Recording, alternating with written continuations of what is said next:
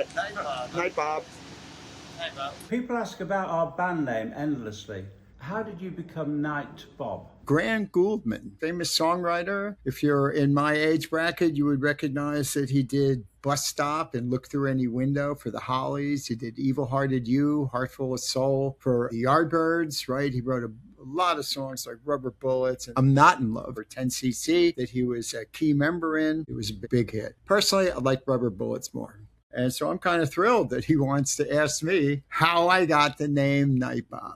Okay, to cut to the chase, when I worked at the studio Baggies in New York, which is in what is now SoHo, it was on Grand Street, Grand and Worcester. When I got that job, I did the night shift, right? I was there from 4 till midnight. The guy who did the day shift from 10 till 6, our shifts overlap. His name was Bob Coffey. My name is Bob Chakowski, right? If you called between 4 and 6, and asked the girl who did the booking, I need to talk to Bob about a rehearsal booking. She would go the day Bob or the night Bob. That's the truth. That's the absolute truth. So when I started working there, I did a lot of rehearsals with the New York Dolls. And one day I was bringing David Johansen up in the elevator. It was on the 3rd and 4th floor of a building. When I was going up, he turned to me and he goes, "So you're the night Bob, right?" And I was like, I thought it was funny. I was going, yeah, I am, right? And so in that gang of equals, right, they had this dogpiling kind of thing where someone would say something and everybody would pick up on it, right? So I went in the room to adjust something. He goes, "There's the night Bob again." And everybody started calling me Night Bob, Night Bob, Night Bob, Night Bob, Night Bob. I was like,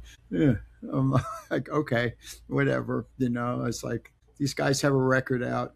It's fine. So I tried to kill it off maybe a dozen times over the last 50 years. And then finally just said, okay, it's going to be on my tombstone, and accepted it. And it actually kept me out of jail once because the judge said they could not write a warrant just for a guy named Nitebob. They needed to know my last name, and they didn't know my last name, right, in a situation. So, Graham, that's how it happened.